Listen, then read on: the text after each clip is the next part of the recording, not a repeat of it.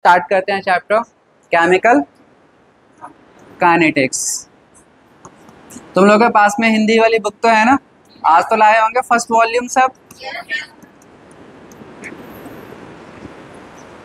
कौन सा चैप्टर है ये? नहीं, बुक का चैप्टर नंबर 3 है ये। ठीक है, फर्स्ट चैप्टर कौन सा था हमारा? विलयन, विद्युत रसायन, and third is chemical kinetics. ये तुम्हारा लास्ट चैप्टर है जिसमें कि तुम्हें न्यूमेरिकल्स करने हैं। ठीक है, इसके बाद कोई न्यूमेरिकल वाला चैप्टर नहीं है। तो केमिकल काइनेटिक्स, जिसको हम हिंदी में क्या बोलते हैं? रासायनिक बल गति। कल भी मैंने बताया था कि यहाँ पर जनरली हमें मतलब किससे होगा? अभिक्रिया के दर से, और दर को हम इंग्लिश में क्या कहते हैं? रेट। तो हम यहीं से इस चैप्टर को स्टार्ट करते हैं। वैसे मैंने कल जो स्टार्ट किया था वो पहले समझ लो। केमिकल काइनेटिक्स में हमें बेसिकली पढ़ना क्या होता है? काइनेटिक्स का मतलब स्पीड। काइनेटिक वर्ड किससे आया है? स्पीड से। काइनेटिक एनर्जी पढ़ा होगा ना तुम लोगों ने फिजिक्स में। काइनेटिक एनर्जी क्या बोलते हैं हिंदी में? गतीय ऊर्जा। तो काइनेटिक का मतलब गति से होता है। केमिकल काइनेटिक्स में जैसे मैंने कल बताया था कि बेसिकली हम ये मानते हैं कि हमारे पास जो कोई केमिकल रिएक्शंस होते हैं, रासायनिक अभिक्रियाएं होती हैं, वो 3 टाइप्स की होती हैं। कितने टाइप्स की? एक बहुत स्लो, एक मॉडरेट, और एक फास्ट। फास्ट है, वेरी फास्ट। यहाँ से स्टार्ट करो। ऐसी कोई रासायनिक अभिक्रिया जो बहुत तेजी से हो जाती है। ल्यूकास अभिकर्मक से 3 डिग्री का जो रिएक्शन होता है, 3 डिग्री अल्कोहल में जब तुम ल्यूकास अभिकर्मक डालते हो तो कुछ ही सेकंड में रिएक्शन पूरी हो जाती है। तो सोचो कितनी तेजी से रिएक्शन हो रही है कि 5 या 10 सेकंड के अंदर वो रिएक्शन पूरी हो जाती है। तो हम कह सकते हैं कि वो कैसी अभिक्रिया है? फास्ट। किसकी रिएक्शन? ल्यूकास रिएजेंट की। किसके साथ? 3 डिग्री अल्कोहल के साथ। जबकि तुम्हें पता है कि 2 डिग्री के साथ ये कितना टाइम लेता है? 5 मिनट। और 1 डिग्री के साथ रिएक्शन नहीं होती है। ठीक है, तो ये रिएक्शन हम कह सकते हैं फास्ट है। ऐसे और भी एग्जाम्पल है, मैंने तुम्हें सिंपल वो एग्जाम्पल दिया जो तुम्हारे सिलेबस का है। इसके अलावा कोई और एग्जाम्पल? सिल्वर नाइट्रेट का, सिल्वर नाइट्रेट और सोडियम क्लोराइड का रिएक्शन कराओगे तो एक तुम्हें प्रेसिपिटेट मिलेगा AgCl। ठीक है, किसकी रिएक्शन बोला है इसने? Silver nitrate AgNO3। किससे रिएक्शन? सोडियम क्लोराइड, AgCl बन जाता है। ये कौन सी रिएक्शन है, कोई बताएगा? 10th क्लास में पढ़ा है तुम लोगों ने। This is a double displacement reaction, द्विविस्थापन अभिक्रिया। सिल्वर ने सोडियम को रिप्लेस किया, सोडियम ने सिल्वर को रिप्लेस किया, और सिल्वर क्लोराइड हमेशा नीचे जम जाता है। जैसे इंग्लिश में तुम बोलते हो प्रेसिपिटेट, क्या बोलते हो? और हिंदी में अवक्षेप, क्या बोलते हो इसे?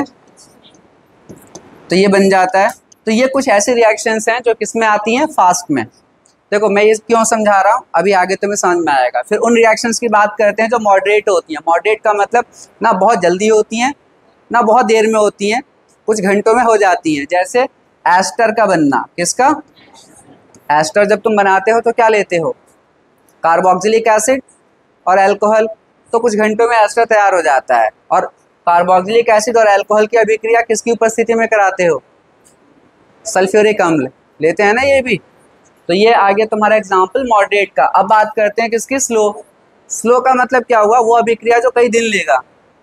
तुमने रिएक्शन स्टार्ट कर दिया या वो रिएक्शन चल रही है और उसे पूरा होने में कई दिन लग जाएंगे। तो अगर किसी अभिक्रिया को कई दिन लग रहे हैं तो वो तो यही मानी जाएगी ना बहुत धीमी गति से हो रही है। तो उसे हम कहेंगे कौन सी रिएक्शन? और इसका बेस्ट एग्जाम्पल है rust, rusting of iron.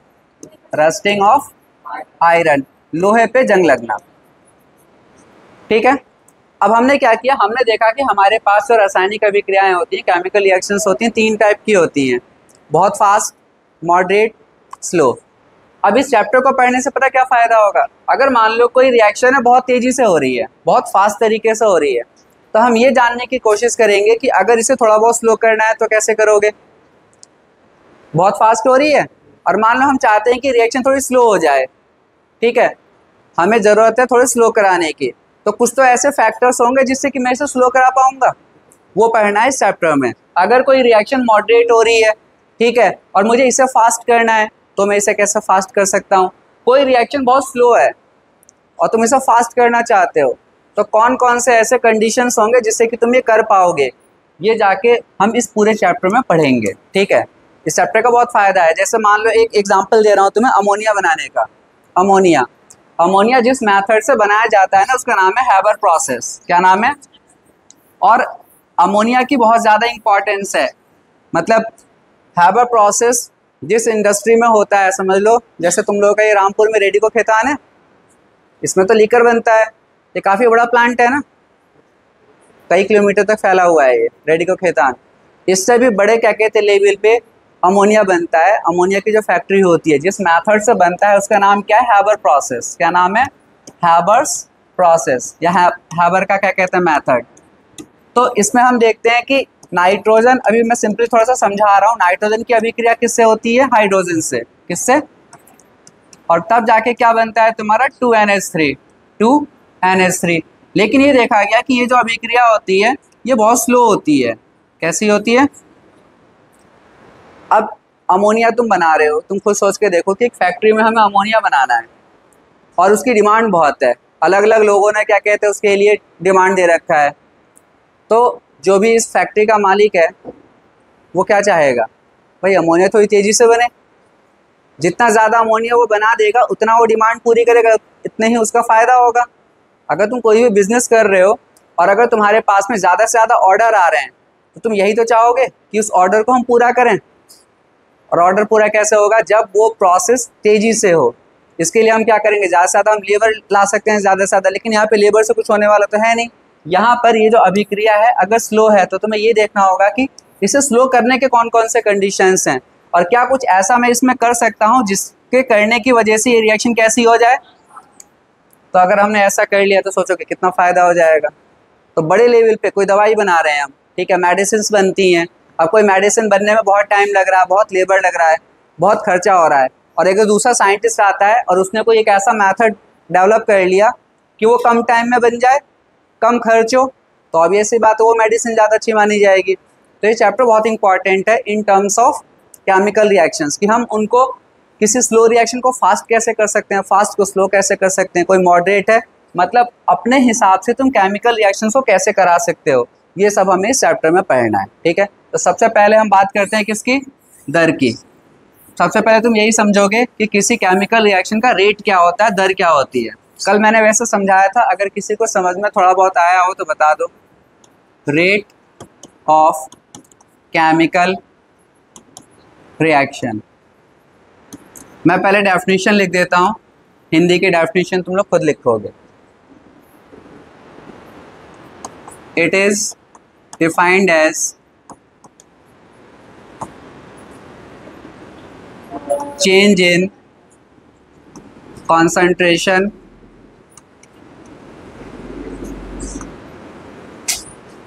of reactant or product in a given time। इसकी हिंदी कोई बताएगा? देखो सिंपल है, इट इज़ डिफाइंड का मतलब क्या होता है, ये परिभाषित की जाती है कैसे? चेंज इन कॉन्सेंट्रेशन, शॉर्ट में लिख दिया है कंसंट्रेशन को। कंसंट्रेशन को हिंदी क्या होती है? सांद्रता। तो सांद्रता में कितना परिवर्तन आ रहा है, चेंज इन कॉन्सेंट्रेशन का मतलब सांद्रता में। देखो जब तुम इस इंग्लिश वाले डेफिनेशन को हिंदी में घर पे कंप्लीट करोगे तो तुम्हारे दो फायदे होंगे। पहला, तुम्हारे इंग्लिश और हिंदी दोनों इंप्रूव होगी। दूसरी चीज़, तुम्हें डेफिनेशन बिल्कुल याद हो जाएगा, क्योंकि एक को तुम खुद अपने आप हिंदी में कन्वर्ट कर रहे हो ना, तो डेफिनेशन कंफर्म तुम्हें याद हो जाएगा। और सिंपल डेफिनेशन है change in concentration of reactant. Reactant क्या होता है? अभिकारक। तो अब और आगे भी लिखा है और प्रोडक्ट। तो अब डेफिनेशन यहाँ से यहाँ तक क्या बनी कि हम इसको ऐसे परिभाषित कर सकते हैं दर को कि अभिकारक या उत्पाद की सांद्रता में कितना परिवर्तन आ रहा है, कितना, इन अ गिवन टाइम, एक दिए हुए समय में। एक दिए हुए समय में तुमने क्या लिया? अभिकारक लिया। क्या करने के लिए? रिएक्शन करने के लिए। फिर तुमने एक थोड़ा सा टाइम भी दे दिया। उस टाइम में तुमने देखा कि रिएक्टेंट किस में कन्वर्ट होता है, कितना हो चुका है कन्वर्ट, एक फिक्स टाइम में उनको दोनों को तुम भाग कर देते हो तो क्या आ जाता है निकल के। जैसे मैंने एक सिंपल सा एग्जांपल सब तुम्हें यहीं पे समझा देता हूँ। एक आर है वो किस में कन्वर्ट हो रहा है, पी में। पूरे चैप्टर में मैं आर और पी लूंगा, जहां पे आर का मतलब होगा रिएक्टेंट, रिएक्टेंट को मैं आर से दिखाऊंगा, प्रोडक्ट को पी से। रिएक्टेंट मतलब अभिकारक, प्रोडक्ट मतलब उत्पाद, ठीक है। अब हम ये मान के चलते हैं कि अभी टाइम कितना है, कल भी मैंने समझाया था टाइम 0 होने का मतलब सिर्फ इतना होता है कि रिएक्शन अभी स्टार्ट हो रही है। इस समय मान लेते हैं कि रिएक्टेंट जो है इसकी सांद्रता है 5 मोल प्रति लीटर। कितनी है? आई होप इतना तो सबको पता होगा कि सांद्रता को हम मोल प्रति लीटर में दिखाते हैं। तो इस समय उत्पाद कितना होगा बच्चे? क्यों? रिएक्शन अभी शुरू ही हुई है। अब तुमने टाइम दे दिया मान लो 10 मिनट का। कितने मिनट का? 10 मिनट बाद आके तुमने देखा कि अभिकारक बचा हुआ है 3 मोल प्रति लीटर, ये इसकी सांद्रता बची हुई है। तो ये बन कितना गया होगा उत्पाद? इसकी इतनी सांद्रता आ गई होगी। समझ में आ रहा है सबके? क्योंकि इस रिएक्टेंट से ही तो प्रोडक्ट बन रहा है ना। रिएक्टेंट शुरू में कितना था? 5, तो ये 0 था। ये इसकी प्रारंभिक मात्रा है। कौन सी मात्रा है? शुरुआत की मात्रा, जिसे इंग्लिश में हम इनिशियल रेट बोलते हैं। और बची हुई मात्रा इसकी कितनी है? 3 मोल। तो खत्म कितना हुआ है? ये 2 मोल। तो ये 2 मोल बना होगा कौन? उत्पाद। अब हम देखो निकालने जा रहे हैं इसका रेट। क्या निकालने जा रहे हैं? जिसको हम क्या बोलते हैं? दर। अब जरा फॉर्मूले को ध्यान से देखो। क्या चीज? रेट का मतलब वेग नहीं होता है, वेग लिखा है। कोई बात नहीं, तो हिंदी तो चेंज करनी है ना, बाकी तो रेट ही है। ठीक है भाई, वेग लिखो इसे,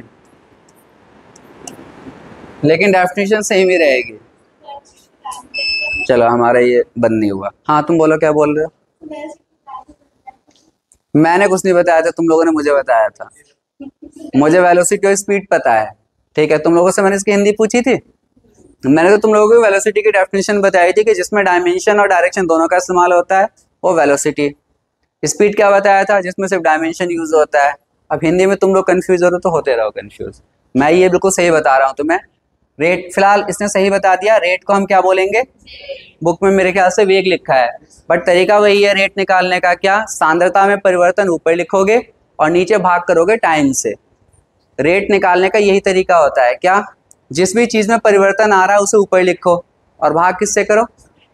तो तुम यहाँ पे अब खुद देखो, पहले इसे फॉर्मूले में लिख लो। देखो हम लिखेंगे minus delta R upon delta T.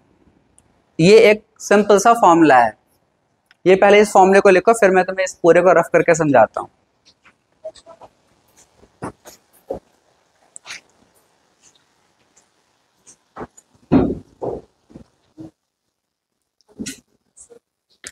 हाँ, तो डेल्टा का मतलब होता है चेंज या परिवर्तन। माइनस साइन क्यों लगाया? अगर तुम में से कोई बताना चाहे बताओ। बहुत बढ़िया, ठीक है। अब इससे पता चल रहा है कि उसने थोड़ा बहुत इस चैप्टर को पहले से पढ़ा है। यही मुझे चाहिए होता है। अगर बच्चे ने अगर थोड़ा सा भी चैप्टर खुद से पढ़ लिया है और अगले दिन वो पढ़ेगा ना टीचर से, तो उसे कंफर्म है 100% समझ में आने के पूरे चांसेस हैं। चलो इसने क्या बताया दोबारा से समझो। जब मैंने यहाँ पे रेट का फॉर्मूला लिखा तुम्हारे सामने, तो मैंने साइन लगाया माइनस का। क्या साइन लगाया? डेल्टा का साइन लगाया, फिर ब्रैकेट में आर, फिर डेल्टा टी। ब्रैकेट में अगर आर लिखा है तो इसका मतलब क्या है? सांद्रता। अगर किसी चीज को मैं ब्रैकेट में लिख देता हूं तो सांद्रता होती है। इसका इस्तेमाल इससे पहले हमने कहाँ पे करा है? इलेक्ट्रोकेमिस्ट्री में। नॉस्ट इक्वेशन में तुम जब न्यूमेरिकल्स कराता था तो ब्रैकेट में ओ लिखता था, नीचे ब्रैकेट में आर, यही तो होता था। या ब्रैकेट में Zn+2 कॉपर +2, तो सांद्रता होती है। तो तुम खुद देखो कि माइनस डेल्टा सांद्रता में परिवर्तन किसके? अभिकारक के। आर का मतलब डेल्टा टी का मतलब समय में परिवर्तन। अभी मैं बताऊंगा। दूसरा फॉर्मूला आप देखो फिर से, रेट निकालने का एक और फॉर्मूला है, delta P upon delta T. फिर से डेल्टा का मतलब परिवर्तन, पी का मतलब उत्पाद। उत्पाद में कितना परिवर्तन आया है? नीचे वही टाइम का परिवर्तन। लेकिन तुम देखोगे कि जब हमने फॉर्मूला लिखा अभिकारक के टर्म्स में तो साइन क्या लगाया, लेकिन उत्पाद लिखते समय प्लस। तो इसका कारण यह है, हाँ, टाइम के साथ में, समय के साथ में अभिकारक तुम्हारा हमेशा कम होता रहता है। होता नहीं होता है? तुमने शुरुआत किया 5 मोल प्रति लीटर से और 10 मिनट बाद वो बचा कितना? 3 मोल प्रति लीटर। ऑब्वियस सी बात है, 2 मोल कम हुआ है ना। तो अगर किसी चीज में डिक्रीज हो रहा है, कोई चीज डिक्रीज हो रही है, कमी आ रही है, तो फॉर्मूले में हम साइन क्या लगा देते हैं, ताकि आंसर हमेशा प्लस में रहे। इसके पीछे कारण है।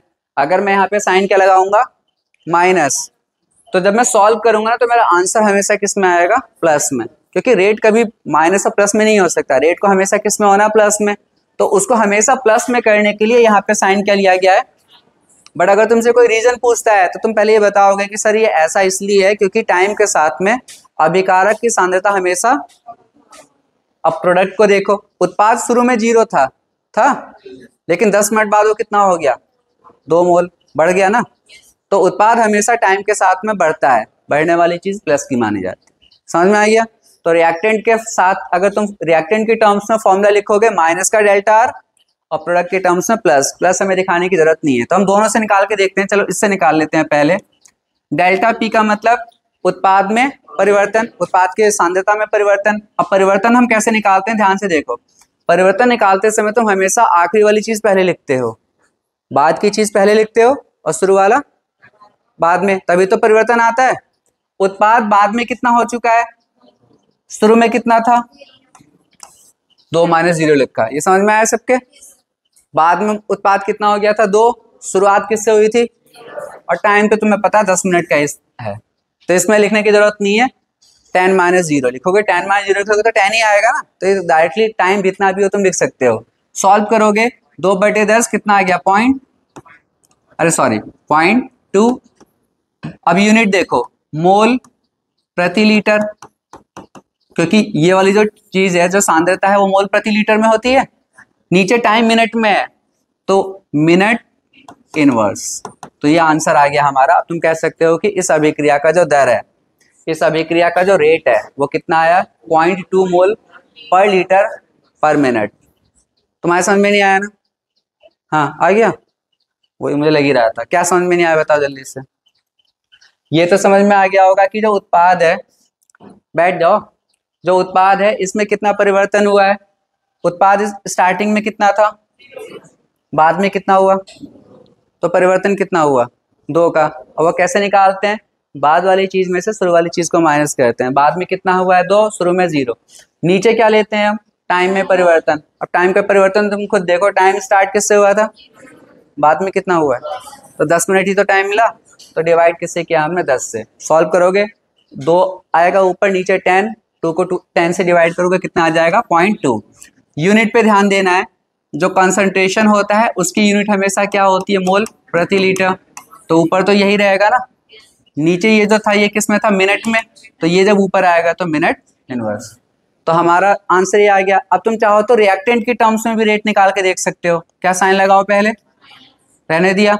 अब रिएक्टेंट बाद में कितना हो चुका है, तो पहले 3 लिखोगे, और शुरू में कितना था, डिवाइड तो अभी भी किससे करोगे। अब तुम खुद देखो, -5 में से 3 को माइनस करोगे तो माइनस का 2 आएगा, लेकिन एक माइनस पहले से हमने लगा रखा है ना, तो माइनस माइनस, तो ऊपर फिर से 2/10, आंसर फिर से वही आया, 0.2 मोल प्रति लीटर। समझ में आ गया, नोट करो ये।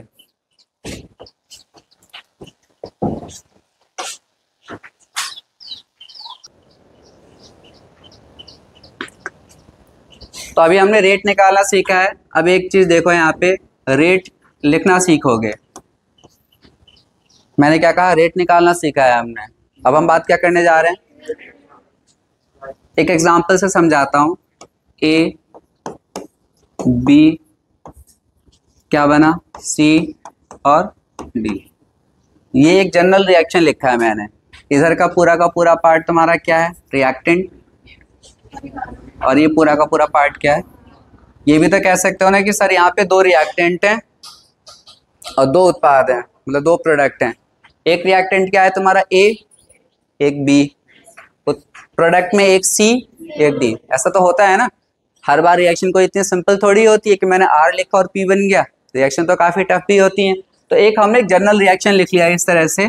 और अब तुमसे एग्जाम में बिल्कुल सेम ऐसा ही यही क्वेश्चन आ सकता है। तुमसे कहा जाएगा कि इस रिएक्शन की, इस अभिक्रिया का वेग लिखो या रेट लिखो, और वो लिखो तुम ए की टर्म्स में। किसकी टर्म्स में लिखा होगा नाम, बिल्कुल अभिकारक का या उत्पाद का, ए वाले अभिकारक के साथ कह रहे हैं तुमसे लिखने के लिए, या बी वाले, या फिर ऐसे ही उत्पाद में सी के साथ कह रहे हैं, या तो मैंने तुमसे कहा कि तुम रेट लिखोगे किसकी टर्म्स में, तो कैसे लिखना हो ध्यान से देखो। साइन कैसा लगाओगे वो समझ गए होगे, क्योंकि ए जो है तुम्हारा रिएक्टेंट है, तो साइन कैसा आएगा, फिर लिखोगे 1/a स्मॉल वाला ए, फिर dA/dt।